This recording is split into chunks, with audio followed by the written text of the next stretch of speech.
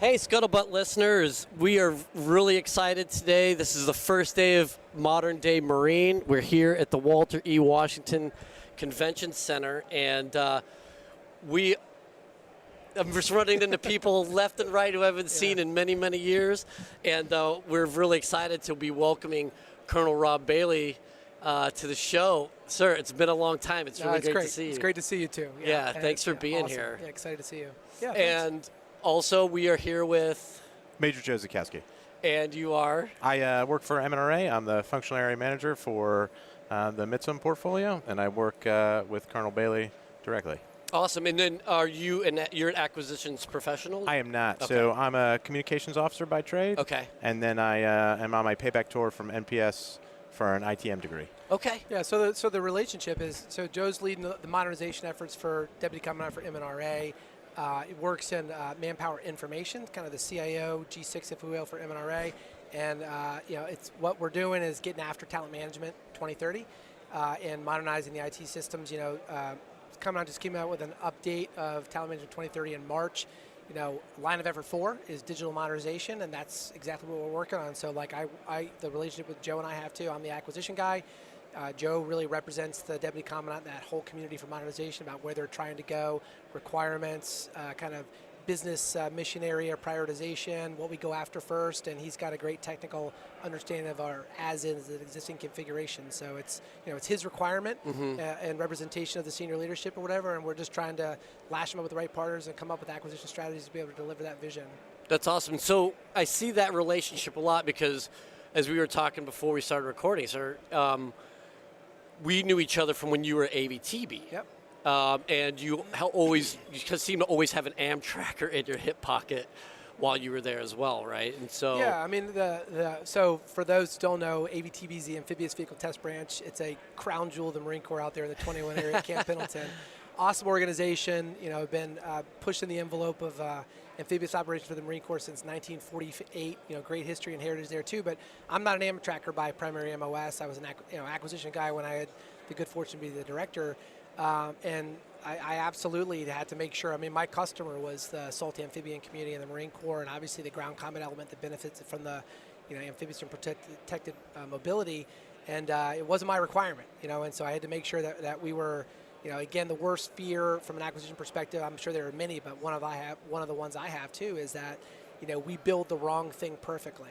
Yeah, and you got to make sure that, that things change, and there's a lot of different perspectives. There's a lot of different personas out there, even in the salt amphibian community. Oh, yeah. There's the embark folks, et cetera. So, similarly, I think there's still some high water speed people out there. Absolutely. I'm sure there is. And, maybe one of these days for the Marine Corps may be delivered in a different way than it was envisioned. But, we're trying to modernize this too, and we have to make sure that we are the approach that we're taking on this too, and Joe is so helpful in this too with MNRA because it's a big command with a lot going on too, but it's all based from the user's perspective, and we kind of build it from the inside out, and we start for example, I'm proud we're working on a re-enlistment application right now. It'll be under contract in September and deliver that too, but it's some Marines from MMEA-1 that, because of Joe and the relationship there at MNRA, we can bring those guys out and make sure we understand exactly what problems they're trying to solve and what's a useful application for those Marines because they're the ones who are actually, using it. And again, we want to make sure we get it right. Yeah, that's awesome. I mean, obviously, there's so much talk about talent management, and it's nested in almost everything we're doing. I mean, you really can't have a stand-in force.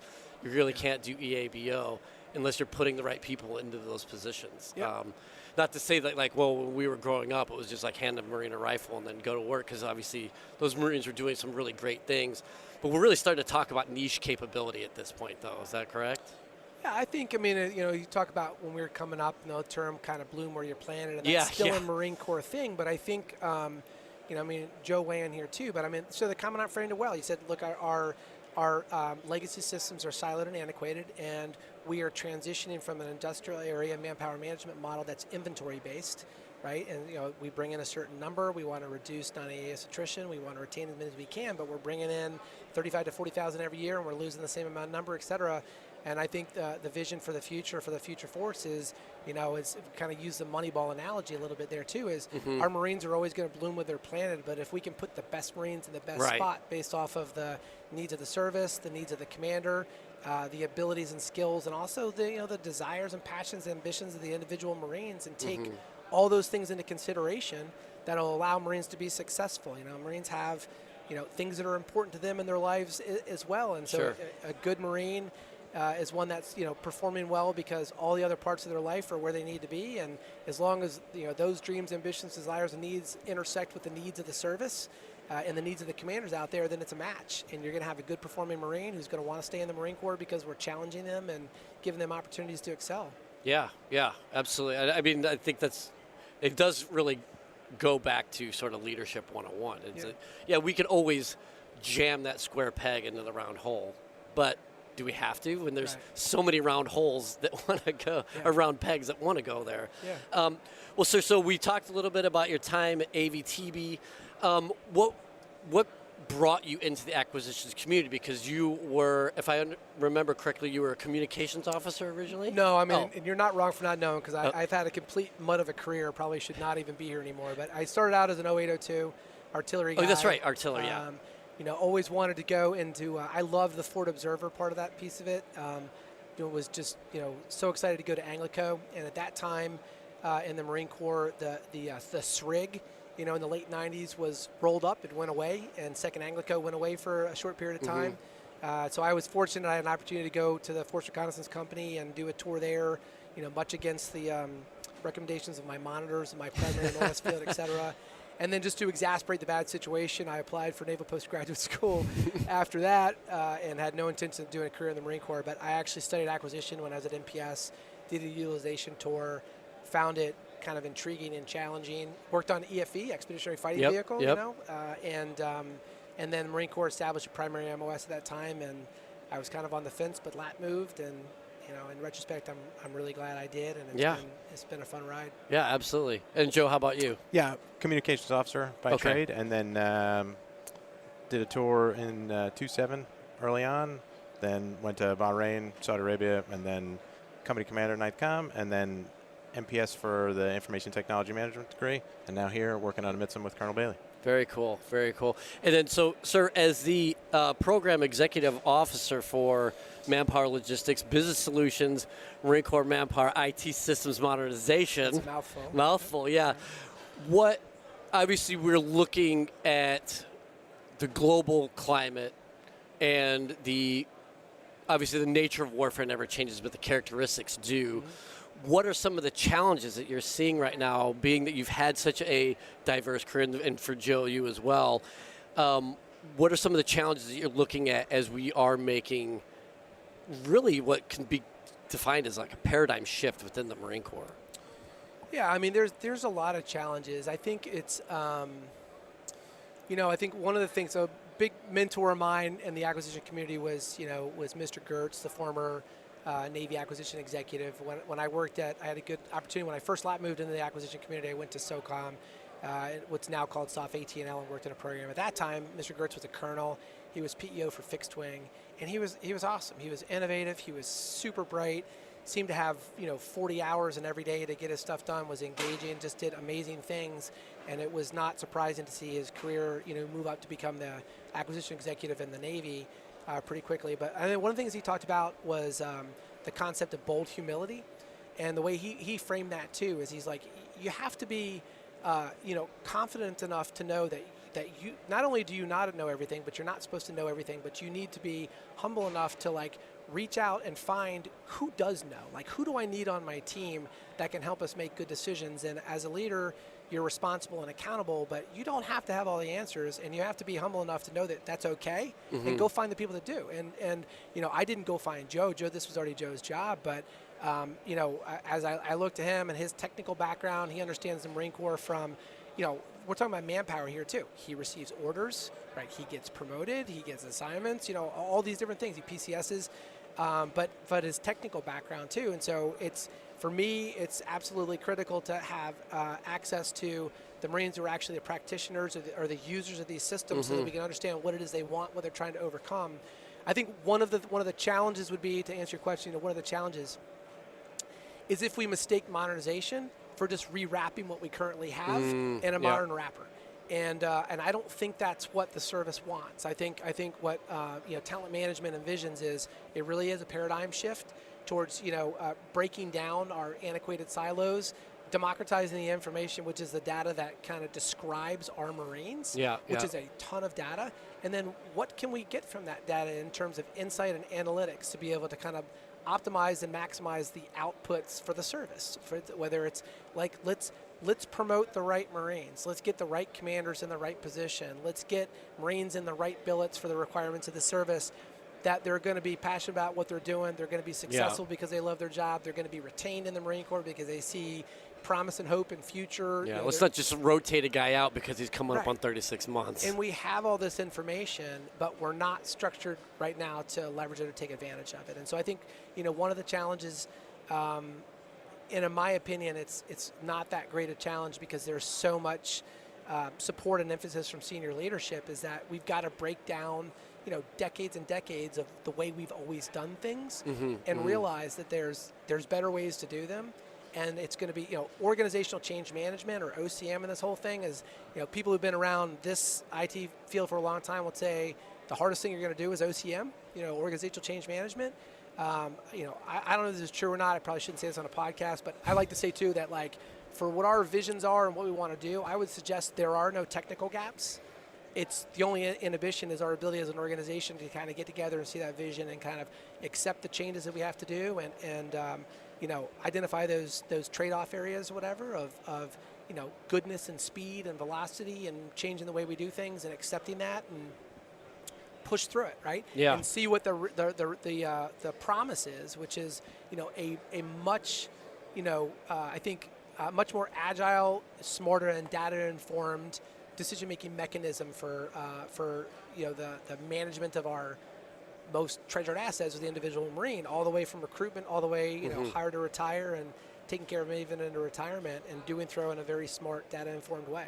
Joe, anything else you want to? Yeah, absolutely. I mean, that's a perfect characterization. Another thing I would say is, one of the challenges is we have to be able to take a look at those business processes, and as we re-engineer them, determine what's actually culturally unique to the Marine Corps and what's necessarily or maybe not, right? And then with the things that aren't, maybe go with a commercially available solution that we can put in place very quickly to get those effects of data-driven, data-centric talent management. And then what is culturally unique to the Marine Corps, maybe spend more time doing a custom development solution so that we maintain those culturally relevant business processes going forward.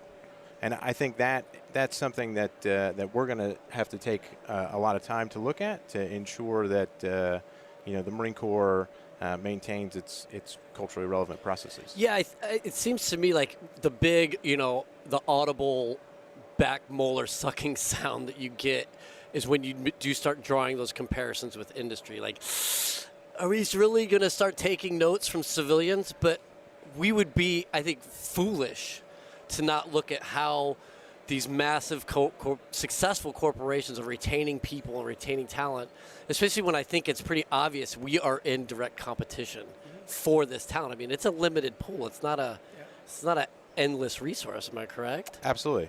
Yeah. Talent's not an endless resource, and then, as you said, we're competing with industry, and potentially, right, we're competing with companies and firms that can provide more tangible benefits, right? More capital, more time off, more whatever, luxury, remote work, comfort, right? Whatever you want, whatever those creature comforts are, right? Yeah. So we need to come up with ways to tap into the way that they're doing business, but also, again, maintain those culturally relevant business processes that we have and that we hold dear in potentially a custom solution. Yeah, I think that's obviously smart. I mean, for me, having stepped away a few years ago, it's still very important to me that I retain that Marine core-ness in me. I mean, I'm so proud of my service, and that is obviously very unique. So we don't want to lose that in the process as well, right? Yeah, and I think to your question about challenges is it's moving with the speed of relevance to deliver these modernization efforts. And I think Joe hit it exactly, is segregating the things that are really unique and specific to the Marine Corps and making sure that we, not only don't mess those things up, but we we move them forward. Like we advance them, we make them better than they are now. We capitalize on what's available out there from a technology perspective too. And then the things that have to get done, but are not necessarily uniquely, specific to us. Lots of people take leave. Lots of people, they get paid. That's not something we want to mess up. Right. But there's things out there, right, that we can take advantage of, out of the box solutions and deploy those things relatively quickly and focus our development efforts on the things that are really uniquely in Marine Corps. But we got to make it all work together seamlessly. And we have to deliver an experience for the Marines that's not just, functional and useful, but it is joyful. And then from the perspective too that like, hey, I got a PCS, that's fine. Like maybe I'm excited about where I'm going, but the process of PCSing is as easy as applying for a car loan or something like that on my cell phone. Right. And so those technologies exist out there. There's business processes, on the back end that are a little bit more complex. Obviously, we have to deal in a secure environment. We're dealing with PII, PHI. We have to protect that information for our service members. But that user experience for being able to do their normal manpower tasks should be in a manner that is not cumbersome and that is similar to the experience they have in banking or social media or whatever the case is. Sure. These are modern interfaces that we have to give to Marines because that's our population. Yeah, absolutely. I mean, that is part of the cultural fabric now at this point. Yeah, right. So we definitely, absolutely. Well, sir, while we're at Modern Day Marine, this morning you gave a talk over at the Marine area on accelerated acquisition. Yeah, how did that go? I mean, I'm the wrong guy to ask. You should, How do you feel about it? Ask the people that left after 5 minutes. No, I mean, it's... well, it's only a 4-minute brief, so you're good, sir.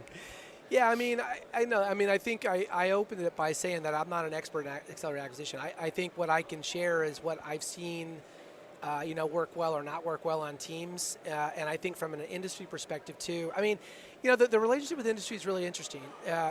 These events are critical because there's all this capability out there, too. And I think ultimately at the end of the day, yes, we have the same objectives, right, which is delivering this capability to our Marines out there or whatever, but industry is incentivized by a different set of incentives than we are.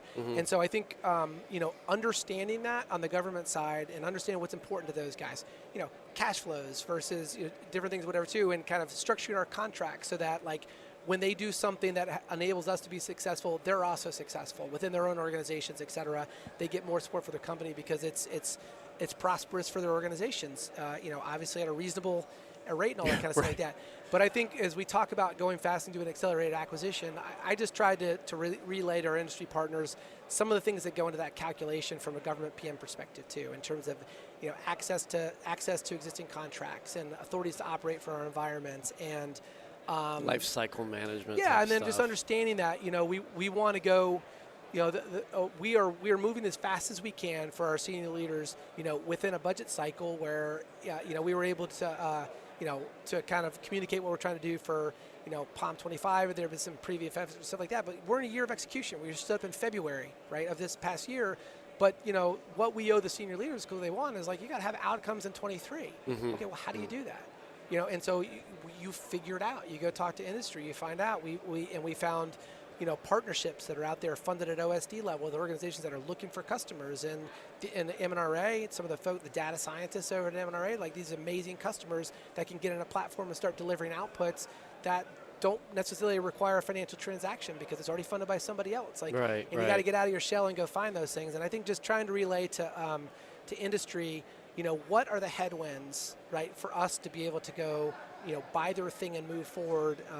So hopefully it's helpful, but I think, for us understanding what's important in industry and likewise industry understanding the environment that we operate in and finding that happy medium is a key to going fast and being successful in doing so. Sure. And I think just the fact that you guys are broaching inviting the conversation, I think is extremely important because I think much in the same way as we were talking about competing with industry, it seems like when it comes to acquisitions and the modernization efforts that we're going through, we're competing with near-peer threats who don't have the same sort of, I hate to use the word cumbersome, but the clunkier, slower, very thorough, deliberate process that we have in some ways is extremely beneficial for the taxpayer.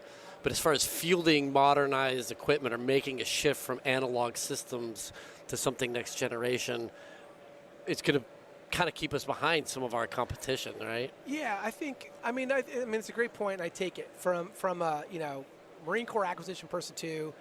I challenge a little bit by offering this too. Is that there are a lot of authorities that we're given, and a lot of authority that we're given to run programs, to be able to tailor our programs, to tailor things in or out from the acquisition cycle. There's a lot of ways within the federal acquisition regulation, and even the kind of some non-FAR allowances we have through OTAs and things like that to be able to go fast.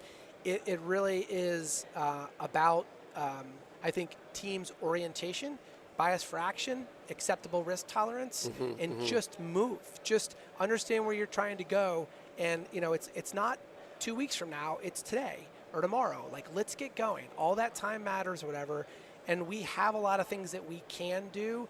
And if we don't, shame on us. And I think that's kind of one of the whole pieces too, is there's certainly a partnership piece of it out there too, but I think it's a crutch to say, our competitors are not encumbered by these things or whatever too. I would say shame on us if we don't figure out every avenue to be able to operate within that construct responsibly, but as nimbly as we possibly can. Yeah.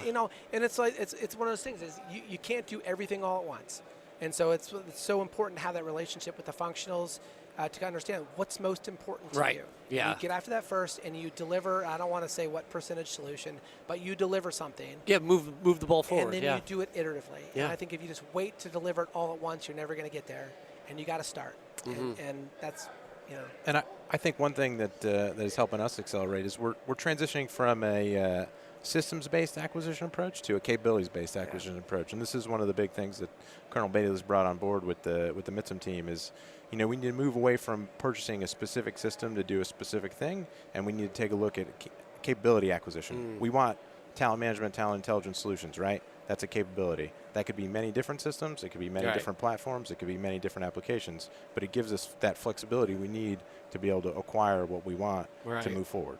No, that's a really great point. Yeah. Well, gentlemen, I know that you're super busy. I really appreciate you taking the time, to sit down with us. This is great. I know our listeners are taking a ton from this. Modern Day Marine, this is really exciting being on the floor. But thank you so much, sir, for coming in. It's great to see you again. It's great to see you, too. Thank you. Yeah, absolutely. Thank you. Scuttlebutt is a production of the Marine Corps Association. I am William Truding, but you've also heard the voices or contributions of Vic Rubel, USMC retired, Nancy Lichman, or Ty Frazier. The opinions expressed in this episode do not reflect the official stance of the Marine Corps, DoD, or Marine Corps Association.